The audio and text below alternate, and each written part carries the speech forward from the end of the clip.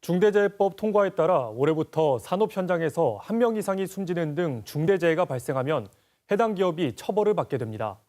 하지만 사업장 규모를 한정해 노동계에 반발을 사고 있는데요. 전북의 경우 법 적용을 받는 사업장이 1%도 안 된다고 합니다. 박운 기자입니다. 다양한 사업장에서 반복되는 산업재해.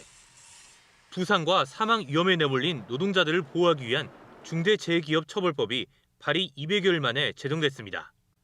앞으로 사업체에서 한 명 이상이 숨지거나 석 달 이상의 요양이 필요한 부상자가 동시에 2명 이상 발생하는 등 중대재해가 나면 기업과 경영자가 처벌을 받게 됩니다. 노동자들이 안전하게 일할 권리를 보장하자는 취지인데 노동계는 크게 반기지 않는 모양새입니다. 법 적용 대상 사업장의 규모가 노동자 50인 이상으로 제한됐기 때문입니다. 5인 이상, 50인 미만의 사업장에는 3년의 유예 기간을 주고 5인 미만 사업장은 대상에서 아예 제외되는데 전북 지역의 50인 이상 사업장은 1,507곳으로 전체 사업장의 1%도 미치지 못합니다.